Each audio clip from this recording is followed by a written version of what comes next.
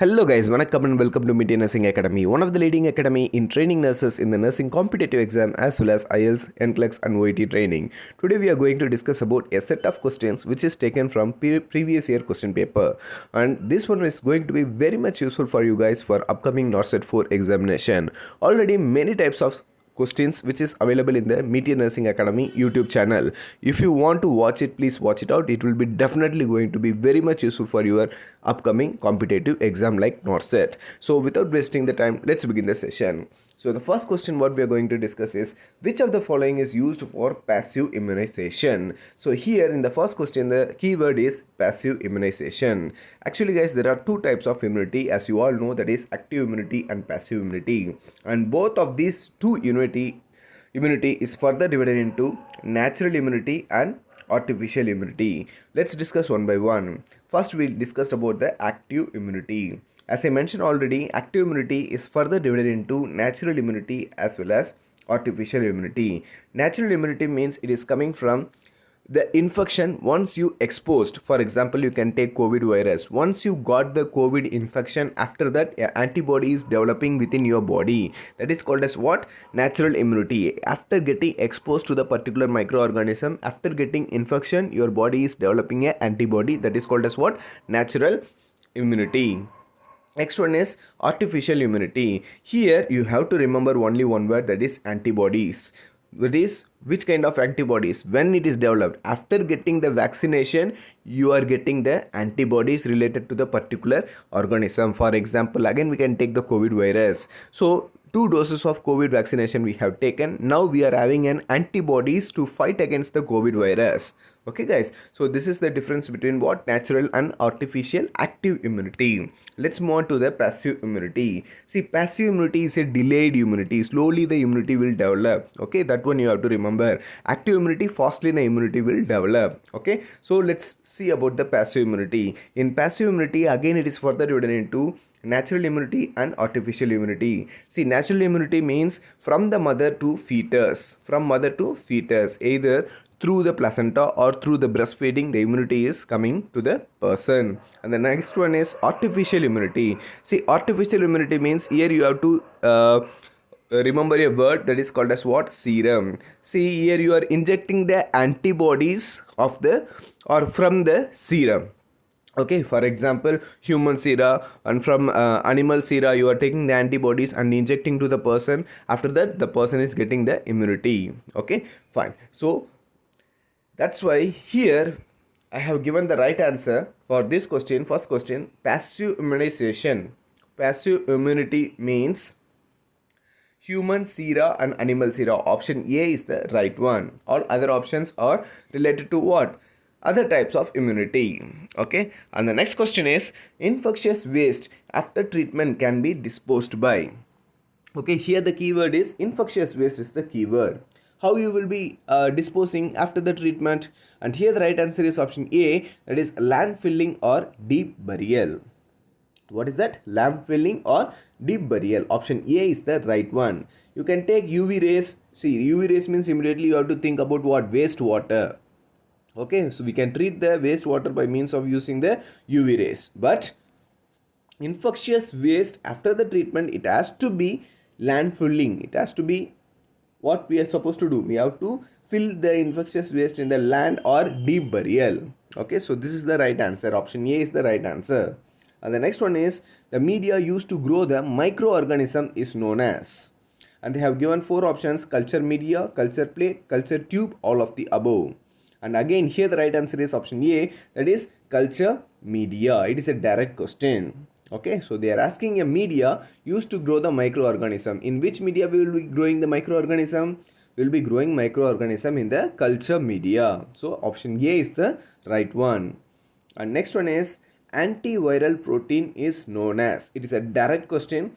So here the right answer is option B, that is interferon. Antiviral protein is known as what? Interferon. Okay, and next one is question number 5. Sterilization of endoscope is done by. Many times this question asked in the previous year examination. It is a simple and direct question. Sterilization of endoscope, otherwise we can keep it as tubes.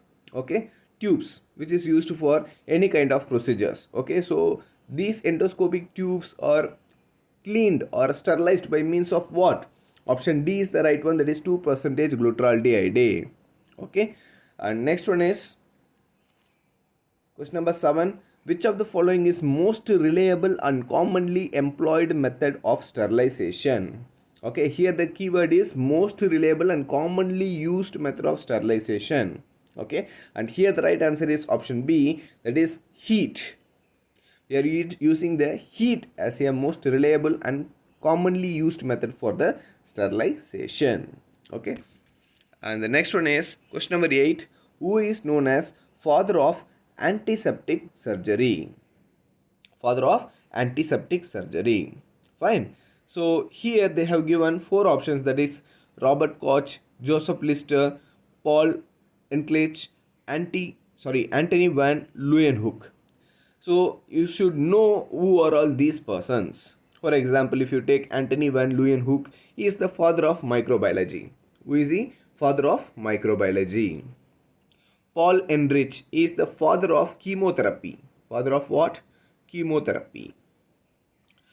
Joseph Lister is the one called as father of antiseptic surgery. Joseph Lister is called as what? Father of antiseptic surgery. And the next one is Robert Koch. He is the father of bacteriology. Bacteriology. Fine. So these are all the names, other name given for these persons. For example, once again I will repeat: Robert Koch, father of bacteriology; Joseph Lister, father of antiseptic surgery; Paul Ehrlich, father of chemotherapy; Anthony van Leeuwenhoek, and father of microbiology. Okay, so based upon these options, we have selected which is the right answer. Father of antiseptic surgery. Option B is the right one. And next one is recommended transport medium for stool specimens suspecting of containing Vibrio cholerae. A direct question. This question asked in previous year examination, and here the right answer is option A, that is Clary-Blair transport medium. Recommended transport medium for stool specimen for containing Vibrio cholerae is Clary-Blair transport medium. Okay. And the next one is question number 10. Sickle cell anemia is, and they have given 4 options: autosomal dominant, autosomal recessive, X-linked dominant, X-linked recessive. And here this is the direct question, and here the right answer is option B, that is autosomal recessive.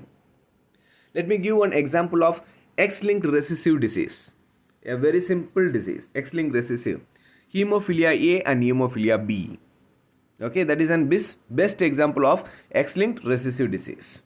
Okay, and sickle cell anemia is a option B, that is autosomal recessive. Here the right answer is option B, autosomal recessive. And the next one is question number 11. In maple syrup urine disease, the amino acid excreted in urine is. See, additional information about maple syrup urine disease. So here the keyword is also only this one. And the next one is amino acid excreted in the urine is. So they have told the rationale, that is in maple syrup urine disease, amino acid will be excreted out. Okay, so what is that maple syrup urine disease? It is an autosomal recessive disease. What disease? Autosomal recessive disease. Here in the urine, sweet urine order will be there. These are all the additional golden points. Okay, what order will be there? Sweet urine order will be there. Okay guys, and here what they are asking, the amino acid excreted in urine is. Here the right answer is option D, that is leucine. Leucine. Okay. And the next one is end product of the action of salivary gland amylase is. A direct question, and here the right answer is option B, that is maltose. The end product of action of salivary gland amylase is maltose. And the next one is ferritin, that storage form of iron is stored in all of the following parts of the body. See, what they are asking is, ferritin is the storage form of the iron. Okay, storage form of iron. It is stored in all parts of the body except, it is an except question. Okay, and here the right answer is option D, that is hemoglobin. In hemoglobin, for example, if you take a RBC, you can see the heme and globulin. All these things are what? Heme, and this one is what? Globulin. Globulin is a protein, heme is an ion, and each ion, that is each ion, it will carry the oxygen molecules. Okay, so this is the structure of what? RBC. Fine guys, is there any ferritin here in the hemoglobin? Only iron is present. There is no ferritin. There is a big difference between ferritin and iron. Ferritin means storage form of iron. That's all. Okay, it is not exactly the iron. So the ferritin, that is storage form of iron, it is present in the liver, spleen and bone marrow, and it is not present in the hemoglobin. That's why we selected option D. The next one is question number 14. In diarrhea, which of the following supplements should be used? Direct question. Hope whoever working in hospital settings, whoever having small kids, they would have been easily know this answer. That is, in diarrhea, we will be giving what? Zinc.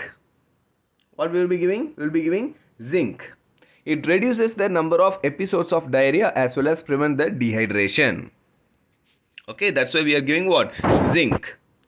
Question number 15. The earliest immunoglobulin to be synthesized by the fetus is?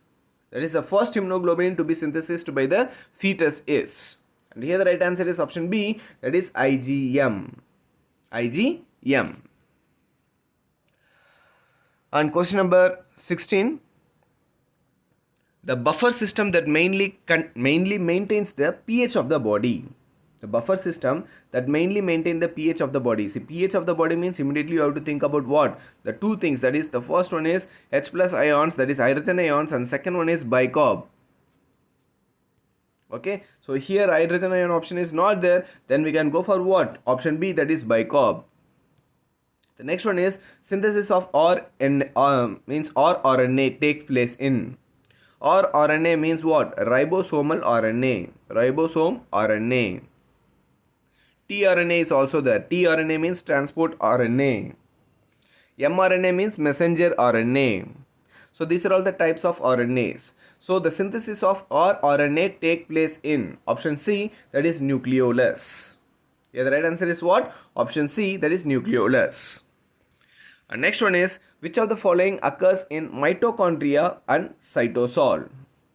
Which of the following occurs in mitochondria? In the mitochondria and cytosol, what is happening? What is happening? Urea cycle is happening. Urea cycle is also called as what? Krebs cycle. What is Krebs cycle? Already many times I have explained in the videos. See, in Krebs cycle, what is happening? You would have been studied about the Krebs cycle in biochemistry. See, this is the blood vessel and this is the cell. Okay, blood vessel consists of insulin. Glucose and insulin. This is the mitochondria and this is the nucleus. See, in the cell is consist of mitochondria, nucleus, nucleolus, cytoplasm, Golgi bodies. There are many number of parts which is present in the cells, and all these parts are floating in the cells. Floating in the cells. Where it is floating? In the cytosol. For example, if you take a glass of water, there is a water. Okay, this is the water, and if you are putting some paper, means the paper will float, right? So where the paper is floating? The paper is floating in the water. The same way the mitochondria, nucleus, ribosomes, endoplasmic reticulum, smooth endoplasmic reticulum, rough endoplasmic reticulum, Golgi apparatus or Golgi bodies, all are floating in the cytosol. Floating in the cytosol. Cytosol is same like a water, and it is holding all these components. Understand, guys? So in the question what they are asking, which are the following occurs in mitochondria and cytosol? So for that I am drawing with this image and explain to you. Please listen. So what is happening here, for production of ATP, what is required? A glucose is required and oxygen is required. Okay, so the glucose cannot enter inside the cell directly, so the insulin will carry the glucose and it will make the glucose to enter inside the cell. Once the glucose enter inside the cell, the oxygen is also diffusing inside the cell. So glucose and oxygen together diffuse inside the cell, and then it will reach the mitochondria. Okay, in the mitochondria it will produce three things, that is ATP is produced. Apart from that, water will be produced and also carbon dioxide will be produced. So glucose and oxygen together entering inside the cell, and together it will be forming what? Pyruvate or pyruvic acid. And this pyruvate is entering inside the mitochondria. Mitochondria is the powerhouse of the cell. So the mitochondria will produce three things. The first important thing is ATP for energy. ATP is adenosine triphosphate. It is the one which is giving the energy. Apart from that, carbon dioxide and water is also produced. ATP, carbon dioxide and water. These three things are produced. Okay, fine. So this water is used to maintain the body fluid status. Carbon dioxide, it is used for producing the carbonic acid, and ATP is the one which is giving energy to our body. So all these things are happening in the Krebs cycle or urea cycle. Fine. So here the question you can take, which of the following occurs in the mitochondria and cytosol? Urea cycle. In mitochondria and cytosol, which is the main cycle happening? Urea cycle. And the next one is, which of the following trace element has an antioxidant role? Which of the following trace element has an antioxidant role? So here the right answer is option C, that is selenium. It is a direct question, and here the right answer is option C, selenium.